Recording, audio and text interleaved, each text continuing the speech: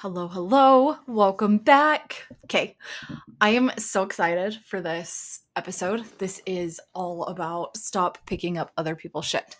I feel like I don't know if it's like society teaches us this, the way that we were raised, like just a bunch of different factors kind of teach us that like we are responsible for other people's emotions and we are responsible to pick up other people's shit. And I just want to like debunk that here because we don't have to. Like let me give you an example. So, let's just say you put a boundary in place. You're like, "Hey, I am no longer available for X." And the other person gets upset. And you immediately, like being a good-natured human, right? Like this is what we all want to be good people. You're like, "Oh, no, no, no, no, no. You know what? Like it's okay. It's okay. Forget that I said that." And you like almost go back on that instead of just allowing other people to feel their emotions. I think a lot of us, especially myself, until about 6 months ago, I was so uncomfortable with other people's emotions. So uncomfortable. So if I would try to put a boundary in place or I would try to do something and somebody would get upset, I'd be like, you know what? No, no, no. Forget about it. Like, never mind. Pretend I didn't even say that. And I would just like start to pick up other people's shit. And here's the thing. One, we teach other people how to treat us. And two, when other people are getting upset by us putting a boundary in place, by us saying no to something, that is not ours to carry. That is not ours to pick back up. That is not ours to fix. That is where their work begins. So, what a beautiful opportunity we give them to see where their work begins. Now, let's be real, they may not look at it that way unless they've been doing therapy or coaching or something. They're probably not looking at it the same way that we are.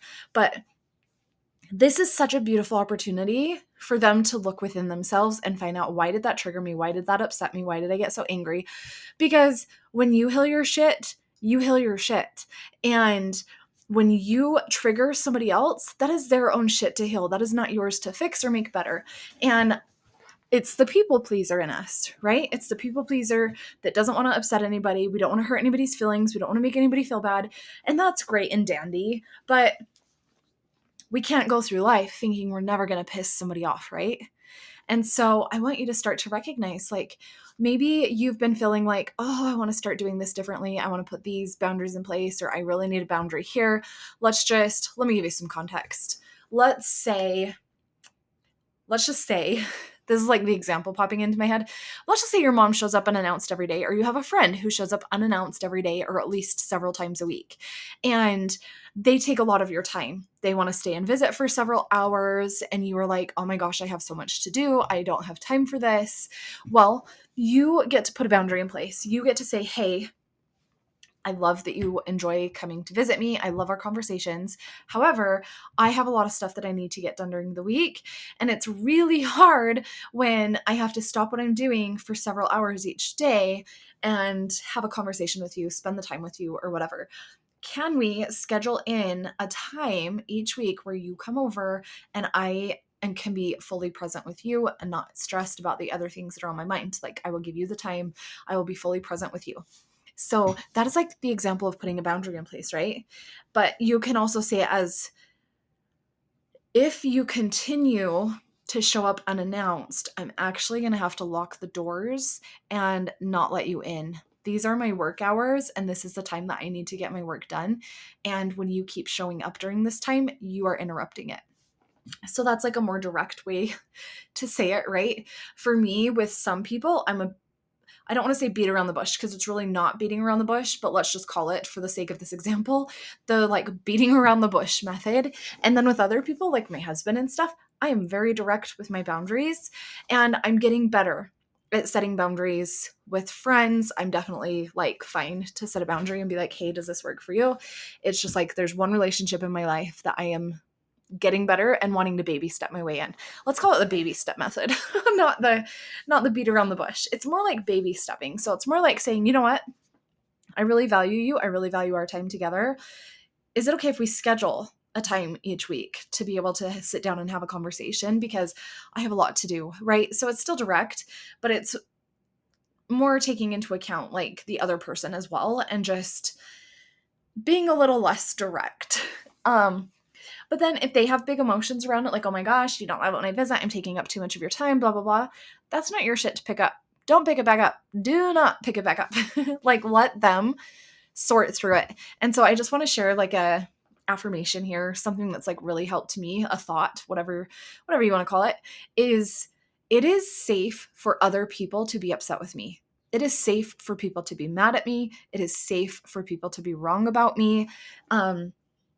Because I think that in a lot of instances too, if we look at maybe somebody's spreading a rumor about you, let's just say that, right?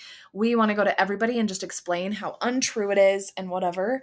But when we really, truly, deeply know ourselves, we know who we are, we know that we're good people, we know that we're doing the best that we can with what we have, we know that we are inherently worthy, whatever it is, we don't need to explain ourselves to anybody because we just know.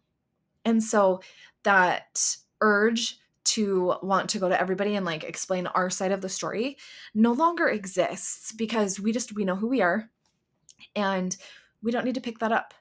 People can make stories about you, it's okay, and you don't have to go try to explain yourself. And so I just want you to really think about that. And so for the sake of these examples, not picking up other people's shit, I want you to look around at your life. Where have you picked up other people's shit? Where have you tried to make things better? Where have you tried to like sugarcoat things and basically abandon yourself to make them happy?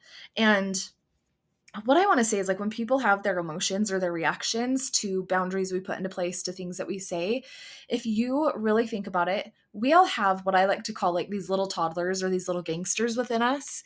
And these are like parts of us that got a little bit wounded in childhood.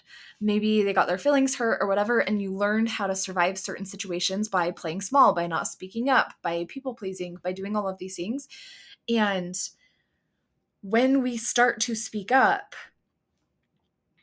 that little part of us comes back up and gets scared.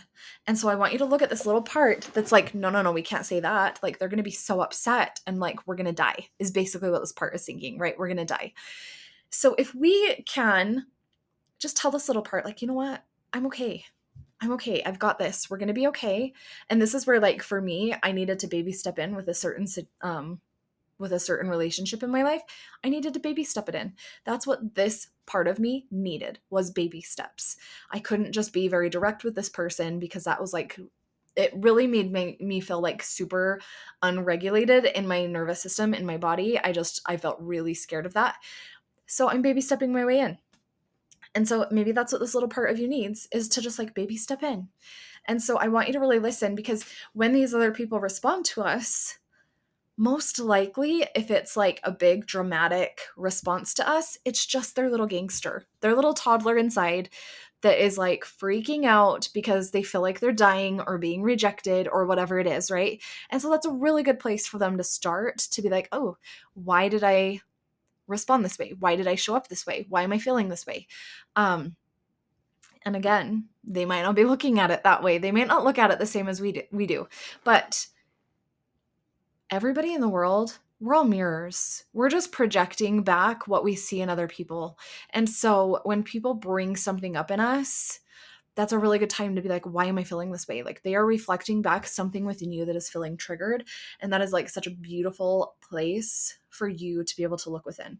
And so we get to give other people the same opportunity. And when we are protecting our own inner peace, when we are living life our way, when we stop shitting all over ourselves, like when you, let's take doing things a certain way growing up. When you stop doing something the way that you were taught and your mom freaks out and she's like, oh my gosh, like, why are you doing this? This is not good, blah, blah, blah. She is projecting her own fear onto you.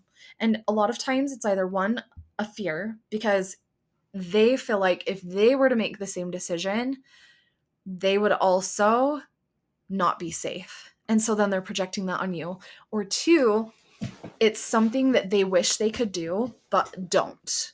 And so a lot of times it's like one of two things. It's like one of those two things, right? And so we just get to learn that we don't have to pick that back up. It took me a really long time to learn that I don't have to pick that back up, that I get to put the boundary in place. And when the other person has their reaction to it, I get to let them be in their process.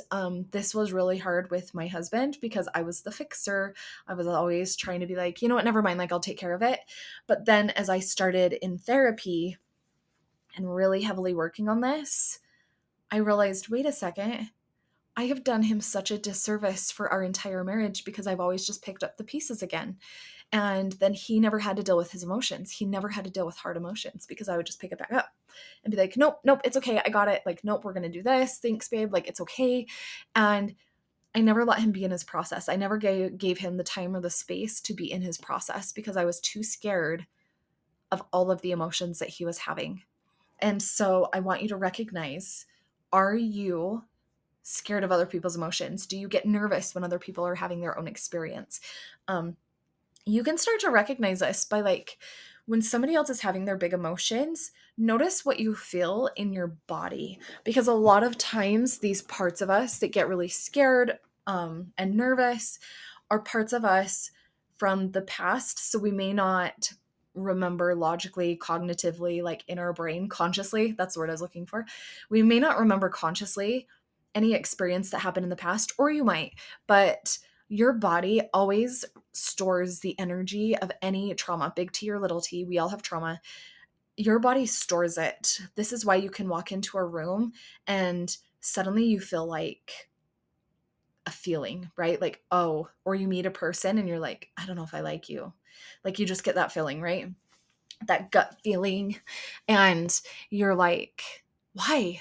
I don't understand why. I don't know if I've ever been here before. I don't know if I ever met this person here before, or whatever it is.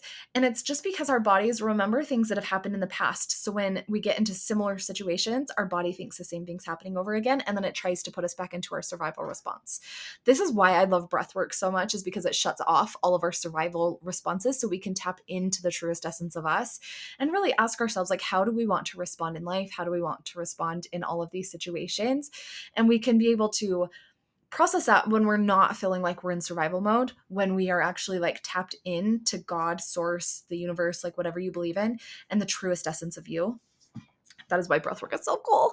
But yeah, it starts to teach us like where we don't have to pick up other people's shit and like why we're feeling the way that we're feeling.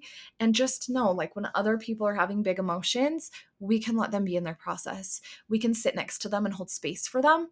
We don't have to say anything. We just get to let them feel whatever it is. We can do this for our kids. It's so cool. And so if you want to learn how to hold space, how to let other people be in their process, and stop picking up other people's shit, come join us in Mom Life Mastery Collective. It is my membership. It is only $29 a month. It is a still of a deal. You get 2 breathwork workshops every single month, and that is the price at the time of this recording. It could go up, but I do offer a free 7-day trial. So if you want to come in and try a breathwork workshop, come and do that. Those happen bi-weekly, and they're so good. And this is where we learn to start regulating our nervous system and stop picking up other people's shit. And I'll talk to you next time.